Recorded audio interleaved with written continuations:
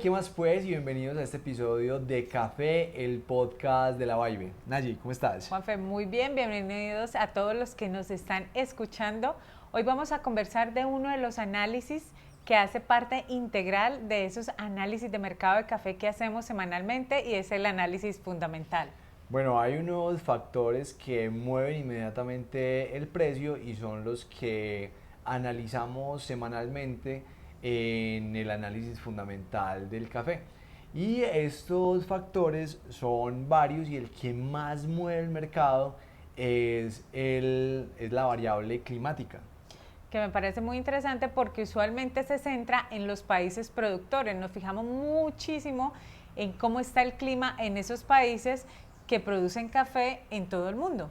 Y prueba de esto es lo que pasó desde el 2019, todo el 2021 y el 2022, que por el fenómeno de la niña, en Brasil se presentaron unas heladas y unas sequías que bajó demasiado la producción, al igual que bajó la producción en Colombia. En Colombia lo que sucedió fue una constante lluvia que no permitía que los árboles de café entraran en el estrés hídrico necesario para florecer. Entonces la producción se bajó de más o menos unos 14 millones de sacos a unos 10.5 millones de sacos. Y esta bajada de la producción causó un incremento del precio que era de $1 a finales del 2019, empezó a subir hasta llegar hasta los $2.6 la libra. Entonces miren cómo un factor climático y las noticias del clima pueden empezar a generar un cambio en el precio y obviamente el impacto que tiene el clima en la producción total del café en el planeta. Juanfe, y me lleva a pensar algo, ¿existen unos países que nos interesen mucho más que el clima que otros? Claro que sí. Brasil es el principal, luego viene Vietnam, que es el segundo productor de café en el mundo, luego viene Colombia, toda Centroamérica en su conjunto también nos interesa mucho y ahí empezamos a formar como esos bloques donde tenemos que estar permanentemente monitoreando el clima para saber qué va a pasar con el precio, porque ya sabemos, si el clima va mejorando, pues las perspectivas es que el precio va a empezar a bajar porque la producción va a subir, pero si el clima está siendo muy desfavorable para el cultivo del café, pues ya podemos adelantarnos y podemos predecir que el precio va a empezar a subir porque el cultivo va a sufrir y la producción va a bajar. Entonces ese es como el análisis y lo que estamos permanentemente viendo con esta variable clima. Juanfe, otro fundamental del que me parecería interesante hablar es el tema político de los países productores y también comercializadores. ¿Qué podemos decir de esto? Bueno, en el tema político es muy particular porque cualquier posición que tenga el gobierno de los países productores y de los países consumidores va a afectar el precio del café. Por ejemplo, el tema de las guerras que se están presentando en estos últimos años ha influido en el precio porque cuando un país que normalmente es consumidor de café dice que va a apoyar o que va a intervenir en alguna guerra, pues esto se supone que va a afectar el consumo y la demanda de café. O cuando un país productor dice que va a poner algunos aranceles o que va a tener algunos cambios en la logística de, del, del transporte, todo eso va a afectar el precio del café. O en el caso de la Reserva Federal de los Estados Unidos, que no es propiamente el gobierno, pero sí hace parte de la política general de un país, cuando dice que va a subir o que va a bajar las tasas de interés, eso influye directamente en las monedas de los países productores y eso le pega al precio interno del café y afecta la comercialización y el movimiento de café al interior de los países. Entonces todo eso va afectando. Que esa era mi siguiente pregunta y era cómo el tema de la TRM en los diferentes países se volvía un tema que vuelve sensible el precio del café? La moneda que más nos interesa y la que más mueve el mercado del café es el real brasilero con respecto al dólar, porque cuando el dólar brasilero empieza a subir, lo que significa que está perdiendo valor contra el dólar norteamericano, el precio del café empieza a bajar y eso es inversamente proporcional. ¿Por qué? Porque al los productores brasileños recibir más reales por cada libra de café que venden, pues se incentiva la venta y empieza a haber una oferta mayor. Pero cuando el real brasilero se empieza a apreciar, o sea, empieza a bajar el valor del real con respecto al dólar, pues entonces ahí los productores brasileños van a recibir menos reales por cada libra de café que están vendiendo. Entonces ahí los brasileños empiezan a restringir el movimiento de café y hace que la oferta sea menor, entonces hace que el precio suba. Entonces este movimiento de el real con respecto al dólar también permanentemente lo estamos mirando para saber cuál va a ser el futuro del precio del café, si va a subir o va a bajar. Juanfe, entonces ya empezamos a darnos cuenta de cuáles son esos elementos que hacen que el análisis fundamental se tenga que hacer sí o sí semanalmente para saber cómo se está moviendo el mercado. Otro fundamental podría ser el tema de inventarios. ¿Cómo es el tema de inventarios certificados? Cuéntanos. Bueno, resulta que la Bolsa de Nueva York, que es donde se negocian las arábicas, tiene unas bodegas donde guarda el café que los países, los productores llevan directamente el café que le venden a la bolsa. Los inventarios certificados son como esa seguridad de que lo que se está negociando en la bolsa se va a soportar sobre un producto físico. Cuando estos inventarios empiezan a bajar y a bajar, como es el caso actual, que se están acercando a los 200.000 sacos, el mercado empieza a ponerse nervioso. Así haya café en el mercado, porque ¿qué pasa con los inventarios certificados?